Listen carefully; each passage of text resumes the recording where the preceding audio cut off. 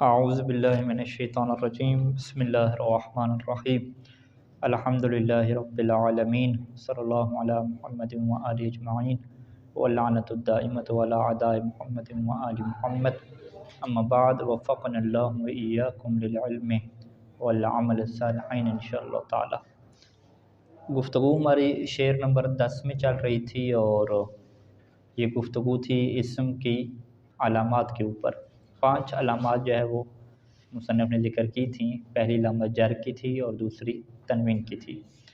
جر اور تنوین کے متعلق گفتگو ہو چکی ہے اور ابھی جو تیسری علامت ہے ندا کی، اس کو جو ہے وہ بیان کر رہے ہیں۔ وَأَمَّا النِّدَاءُ، یہ جو ہے وہ ابن ناظم کی عبارت ہے شرح میں۔ كَقَوْلِكَ یا زید و یا رجل، یہ کسی کو ہم پکار رہے ہیں یا زید اور یا رجل کہہ کے۔ فمختص بالاسم ایضا، یہ جو ندا ہے یہ بھی اسم کے ساتھ کیا خاص ہے۔ اس کی وجہ کیا ہے کہ لأن المنادى، کیونکہ جس کو جو پکارا جا رہا ہے وہ کیا ہوتا ہے، مفعول بہ ہوتا ہے۔ یعنی یا زیدو کی ترکیب میں زیدو مبنی علی الضم ہے اور یہ اسے کیا کہتے ہیں، فی محل نصب ہے۔ یہاں پہ فعل کون سا محذوف ہے، ادعو، ٹھیک ہے، ادعو زیدن ہے۔ تو منادہ کیا واقع ہوتا ہے، مفعول بہ۔ مفعول بہ کیوں واقع ہوتا ہے، کیونکہ اس سے پہلے فعل ادعو کو کیا ہے آپ معذوف مانتے ہیں کہ جس کے ادعو کی جگہ پہ آپ حرف ندا لگا لیتے ہیں۔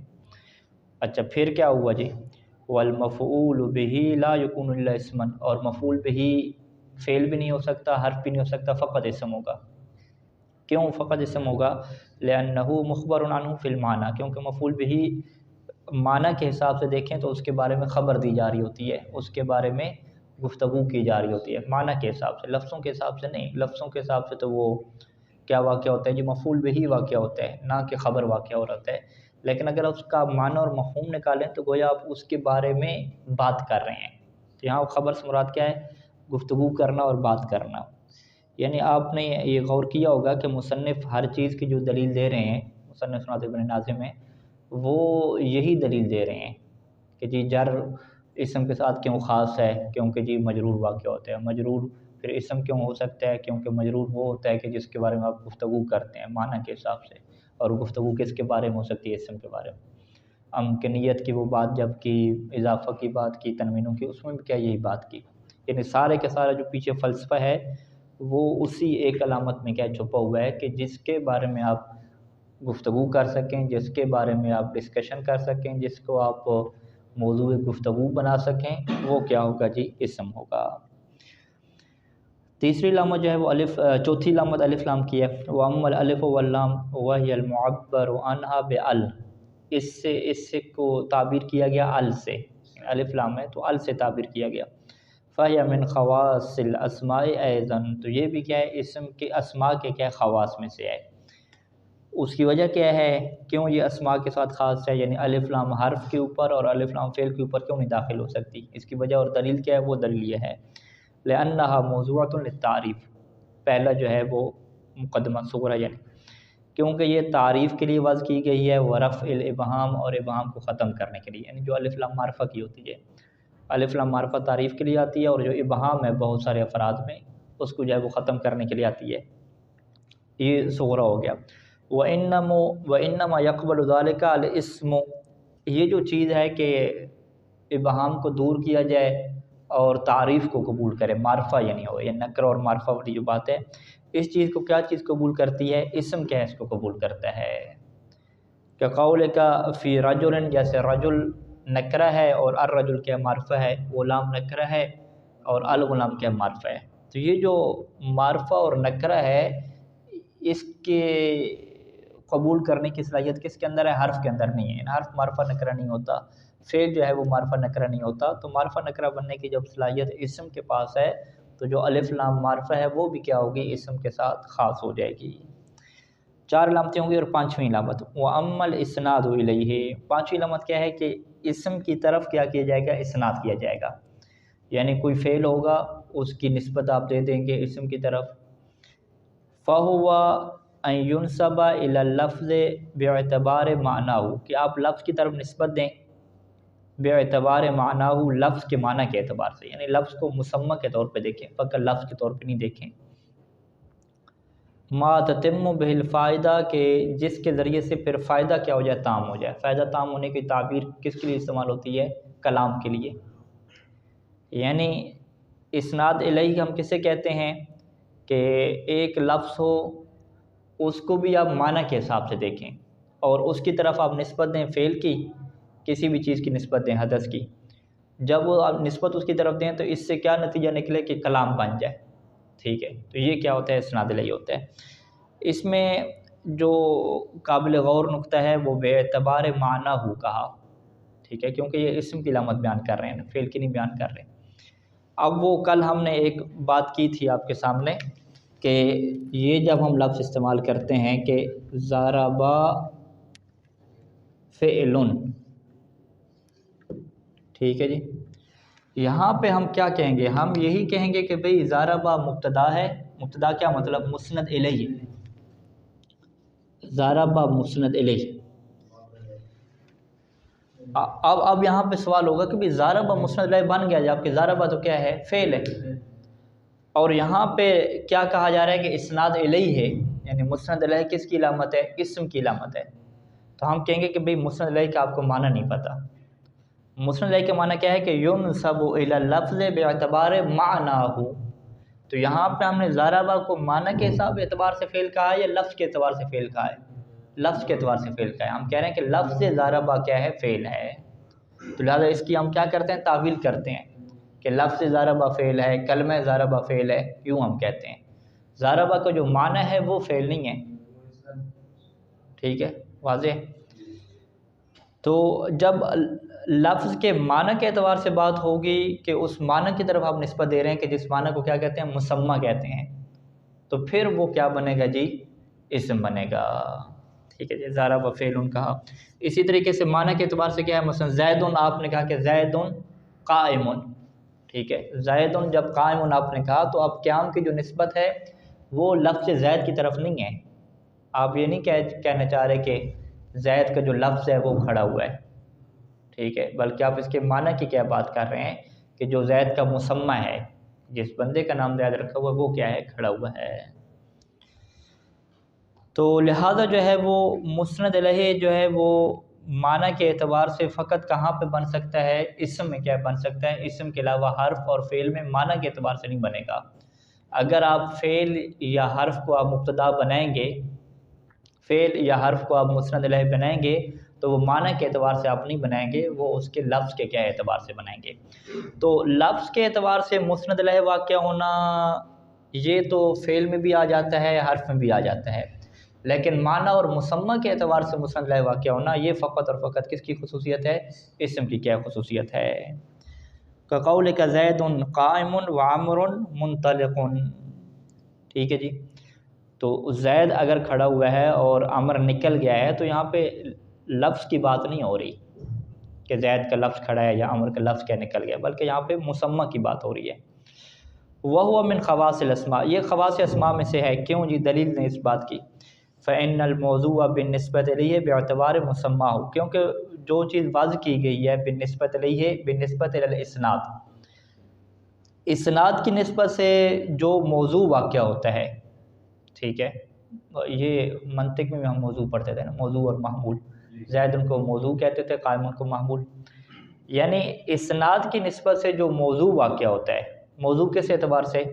بے اعتبار مسمّاہ، اپنے مسمّى کے اعتبار سے، اسم کے اعتبار سے نہیں، لفظ کے اعتبار سے نہیں، مسمّى کے اعتبار سے۔ اسم با مسمّى نہیں کہتے، مسمّى یعنی جو خارج میں ہے، اپنے مسمّى کے اعتبار سے جو موضوع واقع ہوتا ہے اسناد کے لیے، هو الاسم لا غیر، وہ فقط آپ کو اسم ہی نظر آئے گا، اسم کے علاوہ کوئی اور چیز نظر نہیں آئے گی۔ ضربہ کا معنی کیا ہے؟ جو خارج میں بندہ مار رہا ہے، جو خارج میں ایک بندہ مار رہا ہے اس کو جو ہے وہ فعل، اسم اور حرف کیا ہے ہم نہیں کہتے، وہ ایک عمل ہے، ٹھیک ہے جی۔ اس عمل کو ہم اپنی زبان میں شاید فعل کہہ دیں، لیکن اس کو جو ہے وہ کلمہ، جو ہم اقسام کرتے ہیں نا کہ کلمہ کی 3 اقسام ہے، اسم، فعل، حرف، تو وہ خارج کے اعتبار سے ہم نہیں کرتے، ٹھیک ہے۔ جس طرح میں جو ہے وہ اسم نہیں ہوں، ٹھیک ہے، میں ایک خارج میں بندہ ہوں، ٹھیک ہے، انسان ہوں، مجھے جو میرا ایک عنوان بن رہا ہے وہ اسم بن رہا ہے، لیکن خود میں کیا ہے؟ میں اسم نہیں ہوں۔ اسی طریقے سے خارج میں جو ایکٹ ہو رہا ہے، جو کام ہو رہا ہے، وہ کام کیا فعل نہیں ہے، ٹھیک ہے، اس کو آپ جب لفظوں میں ڈالیں گے تو وہ لفظ کیا ہوگا، فعل ہوگا، کیونکہ آپ کلمہ کی تعریف میں کیا کہتے ہیں، اللفظ، ٹھیک ہے، قول المفرد کہتے ہیں نا، یا اللفظ المستعمل لمعنی مفرد، ایک مشہور تعریف، یا اللفظ بالقوت او بالفعل، جو کہ ابن ناظم نے کی. تو لہٰذا جو ہے وہ فعل، اسم اور حرف، ان سب کا تعلق کس سے ہے، لفظوں سے ہے. جو خارج میں چیزیں ہوتی ہیں اس کو ہم نہیں کہتے فعل وغیرہ اور اسم وغیرہ اور یہ چیزیں، جو لفظ ادا ہوں گے اس کی کیا بات ہوگی.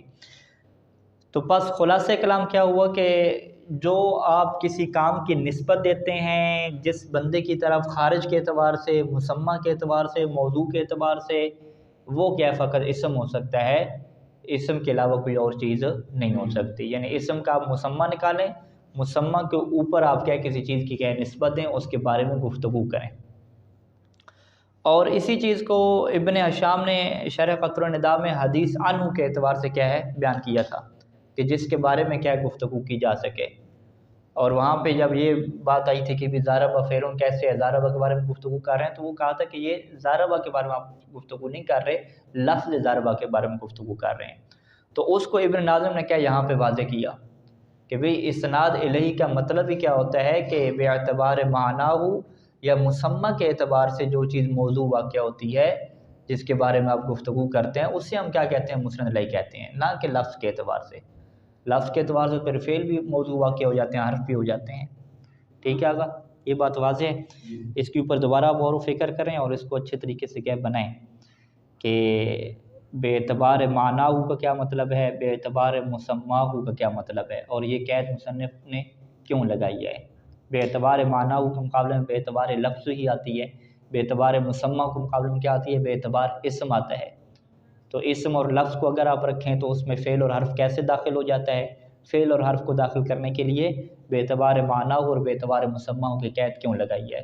پھر اس کی اب خارج میں مثال دیں گے کہ قیام کی جو نسبت ہے، مارنے کی جو نسبت ہے، وہ خارج میں جو بندہ ہے اس کی طرف کیا ہوتی ہے، نہ کہ جو ہے وہ کس کی طرف ہوتی ہے، اسم کی طرف ہوتی ہے. اچھا جی، وقد عبر عن هذه العلامات، یا عبرہ، بلکہ عبرہ کا فاعل البیت المذکور بنے. وقد عبر عن هذه العلامات البیت المذکور، ان 5 علامات سے تعبیر کیا گزشتہ شعر نے. وتقدیرہ، اور اس شعر کی جو تقدیر ہے وہ یوں بنے گی، حصل للاسم تمییز عن الحرف عن الفعل والحرف بالجر والتنوین والنداء وال ومسند. ٹھیک ہے، ان مصنف نے اس کو کیا ہے، جو عبارت یہاں پہ نکالی ہے اس کی ترکیب کیا بننی چاہیے ان کے مطابق. انہوں نے حاصلہ للاسم تمییز، حاصلہ کو فعل بنا کے تمییز کو اس کا کیا بنا دیا، فاعل بنا دیا، اور للاسم کو کیا حاصلہ کے متعلق کر دیا، اور بالجر کو بھی کیا حاصلہ کے یہاں پہ متعلق کر دیا.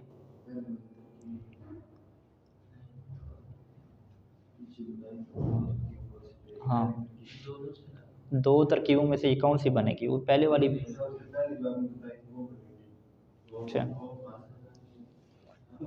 تمییز حاصلہ، کیونکہ وہ تمییز پہلے آ گیا نا، جب تمییز وہ پہلے آ گیا یہاں پہ تو اس کو آپ فاعل تو نہیں بنا سکتے نا. تمییز حاصلہ موصوف صفت، اور للاسم کیا ہے، تمییز حاصلہ. خبر کہاں پہ ہے ان کی، خبر کون سی خبر ہے اس کی، تمییز حاصل للاسم.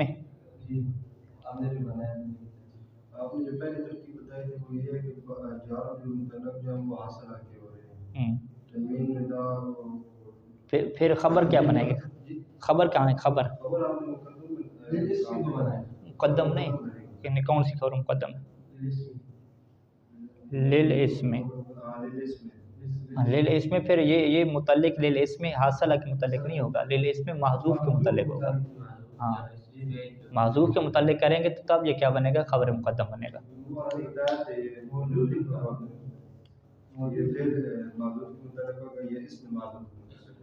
ہاں، اس میں معذوف ہے، اس میں معذوف ہے، تمییز حاصلہ مستقر ہوں للاسم، یوں کر کے. اچھا، یہ تو بات واضح ہمارے لیے. جو اصل اس میں ایک بات ہے کہ اس شعر کے اندر جو لفظ ہے نا، اس کی کیا مصنف یہاں پہ وضاحت کر رہے ہیں. و مسندن، ٹھیک ہے، اے ول اسناد الیہ، یعنی شعر کے اندر لفظ کیا تھا؟ وہ مسندن تھا. وہ مسندن للاسم، کہ اسم کے لیے مسند ہوتا ہے. یہ شعر میں تھا نا. مصنف اس کی کیا تشریح کر رہے ہیں؟ ابن ناظم یہ کہہ رہے ہیں کہ وہ مسندن کا مطلب یہ ہے کہ والاسناد الیہ، یہ جی اس کا مطلب ہے. تو ہم کہتے ہیں وہ کیسے آپ نے مطلب نکالا اسناد الیہ؟ ہم تو سیدھا کیا ترجمہ کر رہے تھے کہ جی اسم کے لیے مسند ہوتا ہے. اسم کے لیے مسند ہوتا ہے تو یعنی اسم کیا ہوتا ہے؟ خود مسند لہ ہو جاتا ہے، اس کا ایک الگ سے مسند ہوتا ہے. لیکن مصنف کہتے ہیں نہیں، اس کا مطلب کیا ہے؟ اسناد الیہ ہے. تو مسند پھر کس معنی میں کہتے ہیں کہ فاقام اسم المفعول مقام المصدر. مسند اسم مفعول ہے تو اس اسم مفعول کو جو مصدر ہے اسناد اس کی جگہ پہ رکھا. یعنی اصل میں لفظ یہاں پہ کیا تھا؟ اسناد تھا. اسناد کو ہٹا کے اوپر کیا رکھا جی؟ اسم مفعول رکھا. آگے الہ کو بھی کیا حذف کر دیا؟ الہ کو کیا حذف کر دیا. واللام مقام الہ، اور لام کو کس پہ رکھا جی؟ الہ کی جگہ پہ رکھا. ٹھیک ہے جی. پھر کیا رہ گیا؟ ہو رہ گیا. والاسناد الیہ ہے نا، اصل میں اسناد الیہ ہے. اسناد الیہ کیوں انہوں نے درست کرنا ہے نا. اسناد کی جگہ پہ مسند رکھا، الہ کی جگہ پہ لام رکھا، اور وحذف صلۃ، لام کے بعد جو مجرور واقع ہوتا ہے اسے بھی نحو میں صلہ ہی کہتے ہیں. یعنی ایک تو صلہ کی ہم تعبیر کہاں میں پڑھتے ہیں؟ موصول صلہ میں. تو الہ کے بعد جو چیز اس کے ساتھ جڑتی ہے اسے بھی کیا صلہ کہا جاتے ہیں. کہتے ہیں وحذف صلۃ، اور الہ کا جو صلہ ہے اسے کیا ہے؟ حذف کر دیا گیا. اعتماد علی التنوین ہے، کس کے اوپر اعتماد کرتے ہوئے؟ تنوین کے اوپر. کون سی تنوین؟ جو مسند کے اوپر آئی ہے. وہ مسند للاسم، اس تنوین کے اوپر اعتماد کرتے ہوئے حذف کر دیا گیا. یعنی گویا کہ یہ جو تنوین آئی ہے یہ تنوین تعویض ہوگی، یعنی جو کس چیز کے عوض میں آتی ہے. واسناد المعنی، یعنی اعتماد علی التنوین و اسناد المعنی الیہ، یعنی تنوین کے اوپر اعتماد کرتے ہوئے وہ اسناد المعنی الیہ، اور معنی کو اسناد کرتے ہوئے الیہ، اس اسم کی طرف. یعنی اس معنی کو اسم کی طرف اسناد کرتے ہوئے اور تنوین کے اوپر اعتماد کرتے ہوئے اس کے صلہ کو کیا حذف کر دیا گیا. تو یہ پھر کیا بن گیا؟ مسند للاسم کیا بن گیا. ٹھیک ہے. اتنی لمبی میرے خیال میں جانے کی ضرورت ہی نہیں تھی. مجھے تو نہیں لگتا اتنے لمبے جانے. سیدھا مسند کو اس میں مفعول کے معنی ملیں، کہ اگر اس میں مفعول کے معنی ملیں تو کیسے بنے گا جی؟ یہ آ جائیں یہاں پہ شعر پہ. ہاں، بے مسند للاسم، یعنی اسم کے لیے مسند ہوتا ہے. تو یہ ہم کیوں نہیں کہہ سکتے کہ مسند للاسم کے اسم کے لیے مسند ہوتا ہے؟ کیونکہ للاسم کو ہم مسند کے متعلق نہیں کر رہے. ٹھیک ہے. یعنی ابھی ہم نے کیا جملہ کہا کہ بھئی اتنا لمبا جانے کی کیا ضرورت ہے؟ سیدھا سیدھا آپ کہیں کہ جی وہ مسند للاسم، اسم کا مسند ہوتا ہے. انہوں نے کہا نہیں، بات یوں نہیں ہے. فقط مسند لفظ ہے، جر و تنوین و ندا و ال و مسند، بس. للاسم کی بات نہیں ہے. للاسم کا کس کے ساتھ تعلق ہے؟ مستقر کے ساتھ. تمییز حاصل مستقر للاسم. للاسم کا فقط مسند کے ساتھ کیا تعلق نہیں ہے. جب مسند ساتھ تعلق نہیں ہے تو پھر آپ اسے نہیں کہہ سکتے کہ یہ جو ہے وہ سیدھی سیدھی بات تھی، یہ اسم کا مسند ہوتا ہے. اسم کی مسند کی بات ہی نہیں ہو رہی.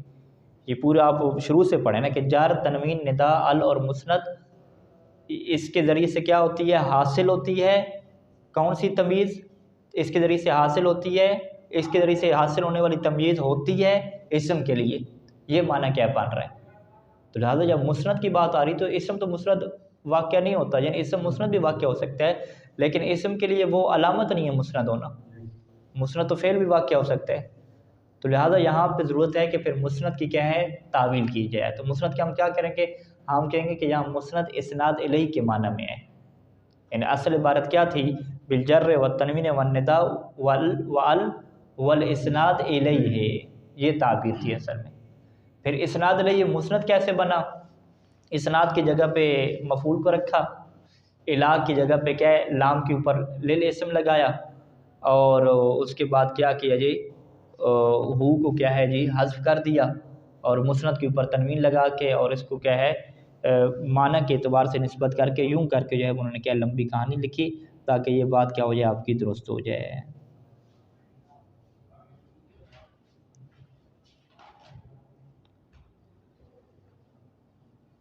اچھا جی، ولما فرغ من ذکر علامات الاسماء اخذ فی ذکر علامات الافعال، جب اسماء کی علامات سے جو ہے وہ مصنف فارغ ہوئے ناظم، تو انہوں نے جو ہے وہ اخذ افعال شروع میں سے شروع کیا افعال کی علامات کو، فقال، اور یہ شعر کہا، بتا فعلت و اتت و یفعلی ونون اقبلن فعل ینجلی۔ ٹھیک ہے جی، اب یہ آسان سا شعر ہے۔ بتا فعلت کی تا کے ذریعے، و اتت اور اتت کی تا کے ذریعے سے، دو تاؤں میں کیا فرق ہے؟ جو فعلت کی تا ہے وہ ضمیر فاعلی ہے، فاعل واقع ہو رہی ہے، اور جو اتت، اتا فعل ہے نا، اتت یہ مؤنث کا صیغہ ہے، ضربت جیسے ہے، ضربت میں جو تا ہوتی ہے وہ کیا کہلاتی ہے؟ ضمیر فعلی کہلاتی ہے نہیں کہلاتی؟ وہ فاعل کی ضمیر نہیں کہلاتی، وہ علامت تانیث کہلاتی ہے، اور اس کے اندر جو ضمیر ہوتی ہے یا کی وہ کیا ہے؟ اس کا فاعل بنتی ہے۔ تو لہٰذا یہ دو تا کے الگ طرح سے ہیں۔ فعلتا کی فا کی جو تعبیر استعمال کی وہ ضمیر فاعلی کو بتانے کے لیے، یعنی وہ تا جو فاعل کی ضمیر واقع ہوتی ہے، چاہے وہ مخاطب کے لیے واقع ہو یا متکلم کے لیے واقع ہو، وہ اس میں کیا شامل ہو جائے گی۔ یعنی فعلتا کو یہاں پہ ایک آپ کہیں کہ مثال اور کنائے کے طور پہ ذکر کیا تاکہ یہ بتائیں کہ ہماری مراد ضمیر سے، تا سے مراد کون سی ہے؟ ضمیر فاعلی مراد ہے، وہ مخاطب کی بھی ہو سکتی ہے، متکلم کی بھی ہو سکتی ہے۔ اور اتت میں جب تا کا ذکر کیا تو کہا کہ یہ تا جو علامت تانیث واقع ہوتی ہے، تا ساکنہ جو علامت تانیث واقع ہوتی ہے، وگرنہ مسلمتن اور کیا ہے وہ عائشتن، اس میں بھی تا علامت تانیث ہے، لیکن یہ تا کیا ہے؟ ساکنہ نہیں ہے، بلکہ یہ تا کیا؟ متحرک ہے۔ ٹھیک ہے، اور یہ وہ تا طویل والی ہے ہی نہیں، تا مربوط ہے، کول والی تا ہے۔ ٹھیک ہے، وَيَفْعَلِي، افعلی کی یا، یعنی یا مضاف ہو رہا ہے افعلی کی طرف، افعلی کے لفظ کی طرف مضاف ہو رہا ہے۔ یفعلی یعنی افعلی کے آخر پہ کیا آ رہی ہے؟ یا آ رہی ہے۔ یہ یا کون سی ہوتی ہے؟ اضربی میں جو یا آتی ہے،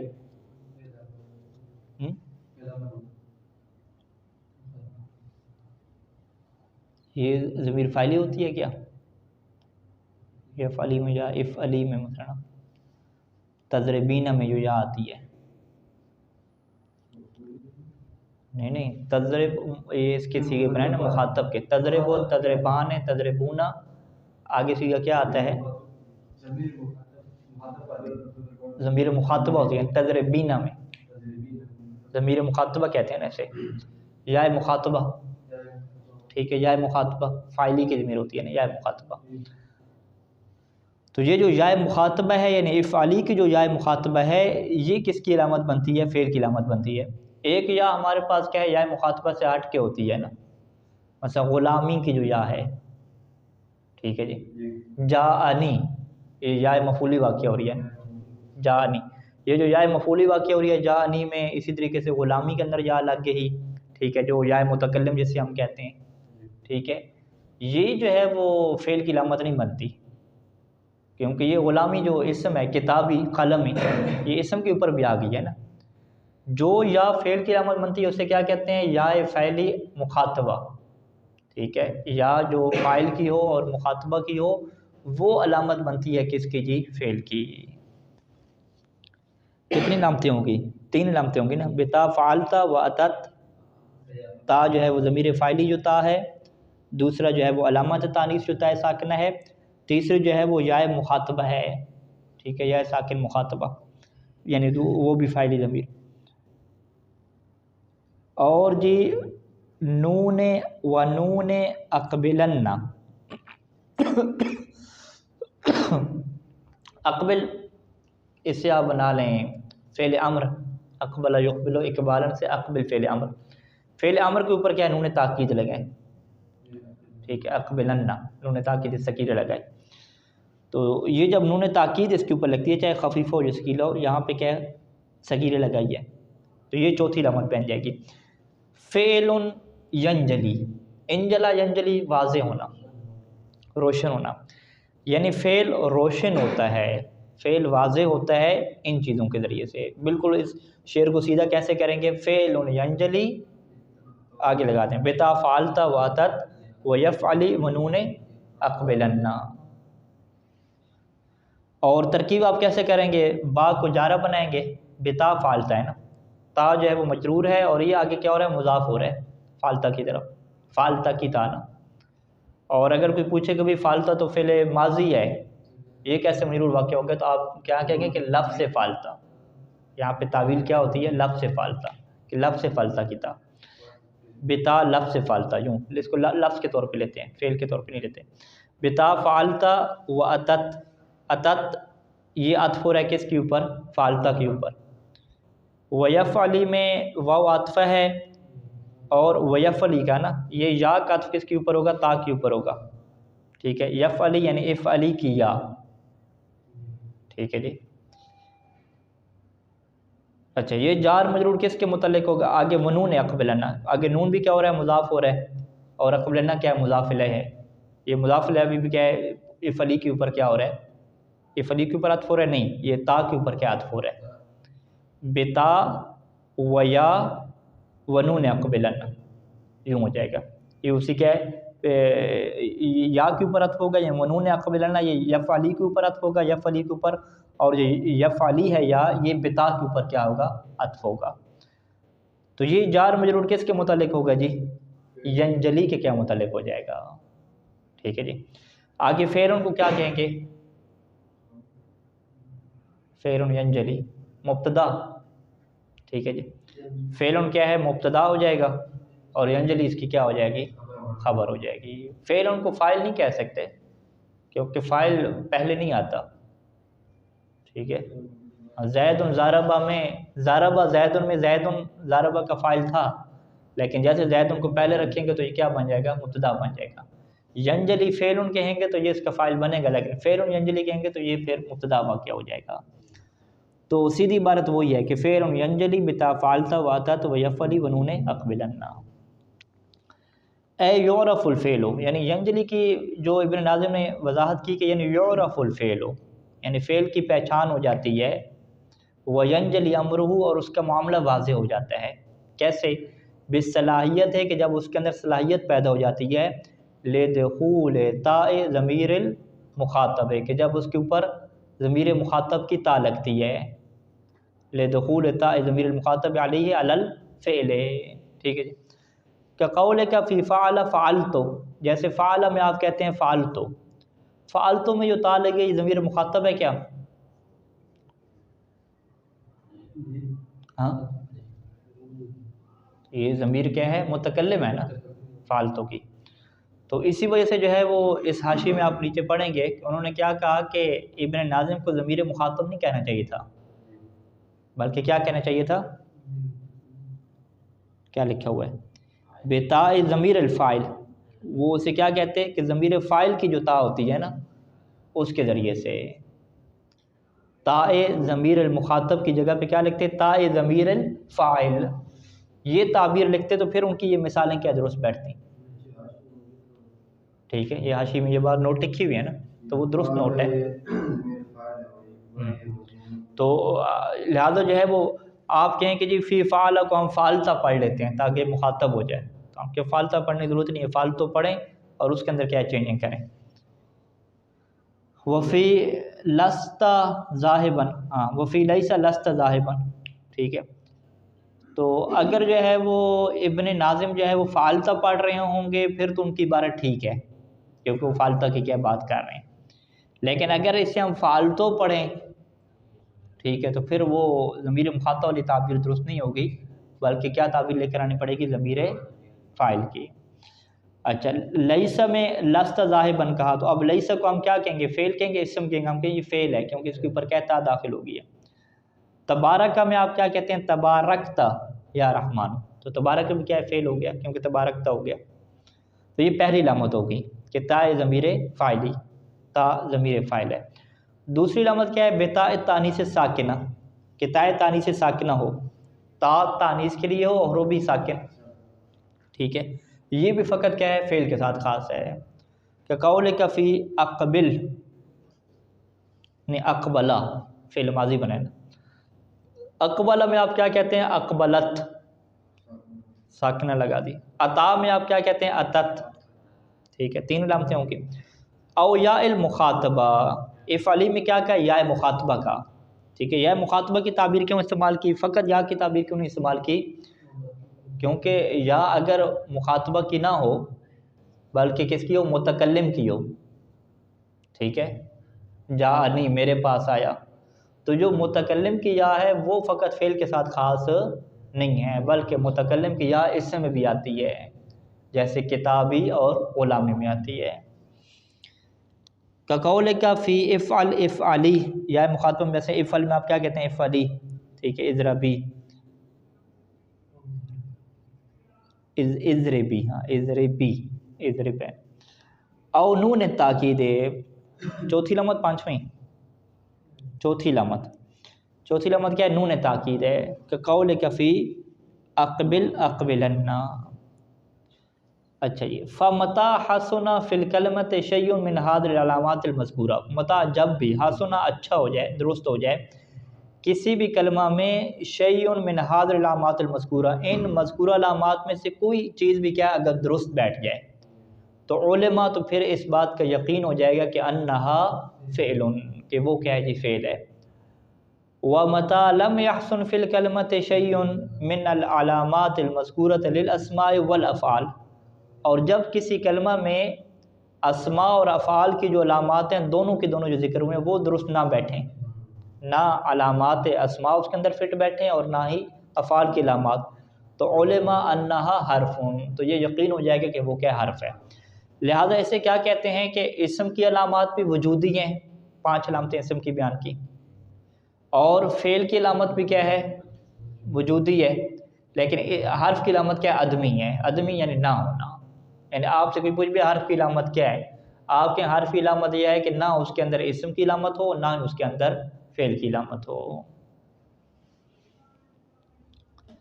تو اس وجہ سے لم یاسن تعبیر کی، ادھر حسنہ کی تعبیر استعمال کی، اور فعل کے جب حرف کی بات آئی تو لم یاسن کی تعبیر استعمال کی.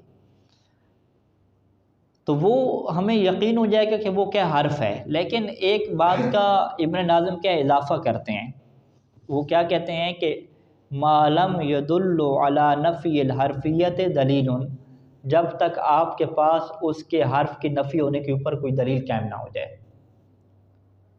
یعنی نتیجہ کیا نکلے گا کہ آپ کے پاس ایک ایسا کلمہ آیا اس کے اندر نہ اسم کی علامت کوئی فٹ بیٹھی اور نہ ہی کیا ہے فعل کی علامت فٹ بیٹھی. اب ثابت کیا ہو جائے گا کہ وہ حرف ہونا چاہیے. لیکن مصنف کہتے ہیں کوئی اور دلیل آپ کے پاس قائم ہوگی کہ نہیں جی یہ حرف نہیں ہے یہ اسم ہی ہے، تو پھر آپ کو اس کو کیا ماننا پڑے گا؟ اسم ماننا پڑے گا. اور اسم ماننے کا مطلب کیا ہے کہ اس کو آپ اسم اس وجہ سے نہیں مان رہے کہ اس کے اندر اسم کی علامات موجود ہیں، ٹھیک ہے، بلکہ وہ ایک اضافی دلیل آ گئی ہے اس کی وجہ سے کیا مان رہے ہیں. اب اس کے اوپر مصنف کیا مثال دیتے ہیں، کہتے ہیں کہ اگر حرف کی نفی کے اوپر دلیل قائم ہو جاتی ہے تو فتکون اسماء، تو وہ کیا ہو جائے گا؟ اسماء میں ہو جائے گا. فتکون اسم تعبیر سے بہتر تھی. نہ وہ قطو کا کیا ہے؟ لفظ ہے. ٹھیک ہے، قطو کیا ہے؟ یہ جو تا ہے شد کے ساتھ ہے. قطو جو تا شد کے ساتھ ہے یہ جو ہے وہ ظرف زمان ہے. ٹھیک ہے جی، اور یہ زمانہ ماضی کے لیے کیا استعمال ہوتا ہے؟ یعنی ما فعلت ھذا قطو، یعنی میں نے یہ کام کبھی نہیں کیا. اور اسے کہتے ہیں کہ ظرف ہے اور استغراق ہے زمانہ ماضی میں، یعنی پورے زمانہ ماضی میں کیا پھیلا ہوا ہے، یعنی بالکل میں نے شروع سے یہ کام کیا ہی نہیں ہے. ما فعلت ھذا قطو. ٹھیک ہے جی. اچھا جی، اب قطو کے بارے میں ابن ناظم کیا کہتے ہیں جی؟ ابن ناظم کا دعویٰ سنیے گا. کہتے ہیں کہ فَإِنَّهُ لَا يَحْسُنُ فِيهِ شَيْءٌ مِّنْ هَذِهِ الْعَلَامَاتِ الْمَذْكُورَةِ، کہ اس قطو کے اندر جو ہم نے مذکورہ علامات ذکر کی ہیں، مذکورہ علامات سے کیا مراد ہے؟ یعنی اسم کی علامات بھی اور فعل کی علامات، وہ دونوں کے دونوں اس کے اندر کیا نہیں پائی جاتی. اسم کی اگر علامات میں ہم آ جاتے ہیں تو الف لام اس کے اوپر داخل نہیں ہوتی. ٹھیک ہے جی، تنوین کی بات کی تھی، جر کی بات کی تھی، ٹھیک ہے، ندا کی بات کی تھی، وہ واقع نہیں ہوتی. اسناد الیہ کی بات کی تھی کہ جو اپنے معنی کے اعتبار سے کیا ہے جی مسند واقعہ ہو، اس کے بارے میں کیا گفتگو کی جائے، یہ واقع نہیں ہوتی. لیکن ابن حشام نے کیا کہا تھا؟ والحدیث عنہ، کہ اسم کی جو علامت ہے اس کے بارے میں گفتگو کی جا سکتی ہے. یہ ایک ایسی علامت ہے جو انفع العلامات ہے کہ جہاں ساری علامتیں اسم کی فعل ہو جائیں وہاں پہ یہ علامت چلتی ہے. تو قطو کے بارے میں آپ دیکھیے کہ کیا یہ علامت چلتی ہے یا نہیں چلتی. قطو کا معنی کیا ہو گیا؟ زمان ماضی ہو گیا نا، ماضی کا زمانہ. میں نے کبھی یہ کام نہیں، کبھی یعنی ماضی کا زمانہ ہو گیا. تو کیا ہم زمانے کے بارے میں گفتگو نہیں کر سکتے؟ زمانے کے بارے میں گفتگو کر سکتے ہیں. ٹھیک ہے، معنی کے اعتبار سے اگر آپ زمانے کے بارے میں گفتگو کرتے ہیں کہ جی اس زمانے میں میں نے یہ کام کیا، اس زمانے میں نے یہ کام نہیں کیا، تو جب زمانے کے بارے میں آپ گفتگو کر سکتے ہیں، ظرف کے بارے میں آپ گفتگو کر سکتے ہیں، تو اس سے کیا بننا چاہیے؟ اسم بننا چاہیے، کیونکہ اسم کی علامت اس کے اندر آ گئی. لیکن ابن ناظم یہاں پہ کہتے ہیں کہ نہیں جی اسم کی کوئی علامت اس کے اندر موجود نہیں ہے. ٹھیک ہے، یہ آپ غور کریں گے. وہ کیوں نہیں کہتے اسم کی علامت مذکور؟ کیونکہ وہ اسناد الیہ میں کی تعریف انہوں نے کیا کی ہے؟ اسناد الیہ کی انہوں نے یہ تعریف کیا ہے کہ معنی کے اعتبار سے کسی لفظ کی طرف ایسی چیز کا اضافہ کریں کہ پھر تتم بالفائدہ، اس سے پورا کلام بن جائے. ٹھیک ہے، اب قطو کے ساتھ آپ اگر اضافہ کریں کسی ایسی چیز کا معنی کے اعتبار سے، کیا یہ پورا کلام بنتا ہے یا نہیں بنتا؟ ما فعلت قطو، ما فعلت ھذا قطو، تو یہ اس کے پورا کلام بنتا ہے یا نہیں؟ اس میں کوئی ایشو نہیں ہونا چاہیے. تو لہٰذا یہ جو ہے وہ میرا اعتراض ہے کہ ابن ناظم کی یہ بات کیا درست نہیں بیٹھتی. کون سی بات؟ کہ فَإِنَّهُ لَا يَحْسُنُ فِيهِ شَيْءٌ مِنْ هَذِهِ الْعَلَامَاتِ الْمَذْكُورَةِ، کہ جو مذکورہ علامات ہم نے ذکر کی ان میں سے کوئی چیز بھی اس کے اندر فٹ نہیں بیٹھتی. ہم کہتے ہیں بھی آخری چیز تو فٹ بیٹھتی ہے اسناد الیہ والی، جس کو حدیث عنہ ہم کہتے ہیں. وَمَعَ ذَلِكَ فَهُوَ اسْمٌ، اس کے باوجود یہ کیا اسم ہے؟ اسم کیوں ہے؟ لِامْتَنَاعِ أَن يَكُونَ فِعْلًا أَوْ حَرْفًا، کیونکہ اس کا فعل اور حرف ہونا کیا ہے؟ ممنوع ہے. کیوں ممنوع ہے؟ یہ بھی تو کہہ سکتے تھے نا کہ جو حرفیت کی نفی پر جو ہے دلیل جو وہ نہ ہو، یا تو اسم ہوگا یا حرف فعل ہوگا، فقط جو ہے وہ فتکون اسمان کیوں کہا ہے؟ یہ کہہ سکتے تارتاً اسم تارتاً فعل. ہاں وہ اس کی بات کر رہے ہیں کہ ہاں یہ بھی ہم کہہ سکتے ہیں کہ حرف کی اگر نفی کے اوپر دلیل قائم ہو گئی ہے تو پھر اس سے کیا ہونا چاہیے؟ فعل یا اسم میں سے کوئی ایک ہونا چاہیے. لیکن یہ کہتے ہیں کہ نہیں اسم ہوگا. ہاں دیکھیں اب اگلی بات دیکھیں، ایک اور اشکال آ رہا ہے. کہتے ہیں جی اس کا فعل اور حرف ہونا کیا ممنوع ہے لِاِسْتِعْمَالِهِ مُسْنَدًا إِلَيْهِ فِي الْمَعْنَى. یہ خود وضاحت کرتے ہیں کیونکہ یہ جو قطو ہے یہ معنی کے اعتبار سے کیا ہے؟ مسند الیہ استعمال ہوتا ہے. معنی اور مفہوم کے اعتبار سے دیکھیں تو مسند الیہ ہوتا ہے. لفظ کو چھوڑ دیں، خود اس کے معنی کے اعتبار سے جائیں. فَإِنَّكَ إِذَا قُلْتَ، کیونکہ جب آپ کہیں کہ ما فعلت قطو، تو اس کا معنی کیا ہوگا؟ ما فعلت قطو فَهُوَ فِي قُوَّةِ قَوْلِكَ، گویا کہ آپ یوں کہہ رہے ہیں کہ ما فعلتہ فی الزمان الماضی. قطو کی جگہ پہ کیا لے آئے؟ فی الزمان الماضی.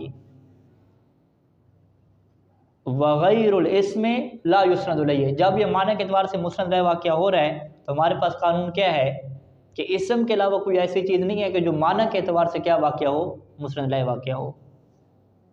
لا لفظا ولا معنی، یعنی اسم کے علاوہ کوئی ایسی چیز نہیں ہے کہ جو لفظ اور معنی کے اعتبار سے کیا ہے جی.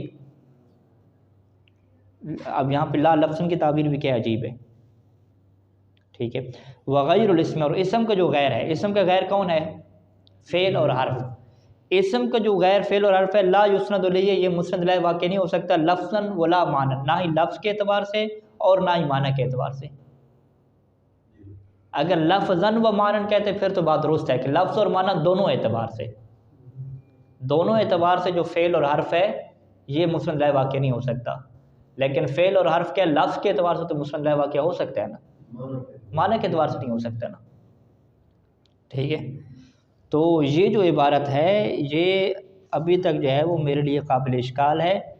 اس کے اندر کیا ہے؟ بات واضح نہیں ہوگی. میں ایک دفعہ پھر بیان کر سکتا ہوں، آپ پھر مباحثہ اس کا کریں، پھر آپ کے مجھے بتائیں کوئی دفاع ہوا یا نہیں ہوا. یعنی ابن ناظم کیا کہتے ہیں جی؟ قطو ہم لفظ کو لے کر آتے ہیں جو زمانہ ماضی کے معنی میں ہے. ٹھیک ہے جی، اور پھر کہتے ہیں یہ قطو کے اندر کوئی علامت موجود نہیں ہے، نہ اسم کی کوئی علامت موجود ہے نہ حرف کی علامت موجود ہے. پھر اسے حرف ہونا چاہیے تھا، کہتے ہیں نہیں جی اس کے حرف کی نفی کے اوپر دلیل ہمارے پاس موجود ہے. وہ حرف کی نفی کے اوپر دلیل کیا موجود ہے؟ دلیل کیا دیتے ہیں؟ کیونکہ جی یہ معنی کے اعتبار سے مسند لہ بن جاتا ہے. ہم کہتے ہیں جب معنی کے اعتبار سے مسند لہ بنتا ہے وہ تو آپ نے اوپر ذکر کیا ہے کہ معنی کے اعتبار سے جو چیز مسند لہ واقع ہوتی ہے وہ کیا ہوتی ہے؟ اسم ہوتی ہے. تو پس ثابت ہو گیا کہ اسم کی علامت اس کے اندر موجود ہے. جب اسم کی علامت موجود ہے تو پھر آپ اس کو سیدھا کہیں کہ بھی اسم کی علامت اس کے اندر آ گئی ہے، نہ کہ آپ یہ کہیں کہ اس کے اندر نہ اسم کی علامت ہے اور نہ فعل کی علامت ہے. یہ پہلا اشکال ہو گیا.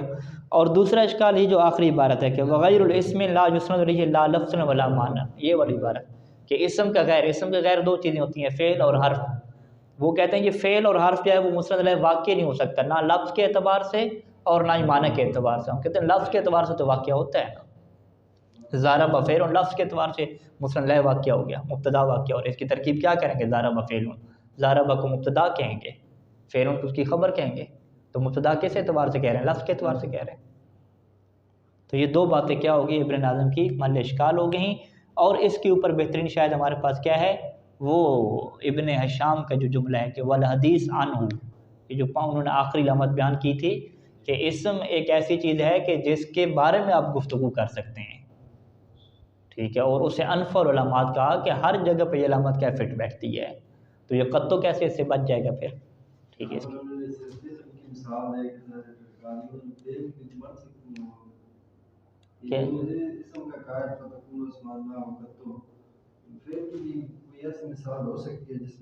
ہاں یہ آپ کا تیسرا اشکال ہو جائے گا کہ جب آپ کہتے ہیں کہ اس کے اندر اسم کی علامت بھی نہیں موجود، حرف کی علامت موجود نہیں ہے، تو اسے حرف ہونا چاہیے.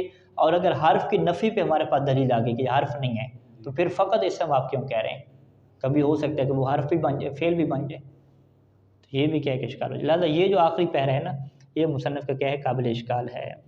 صلی اللہ علی محمد و آلہ اجمعین.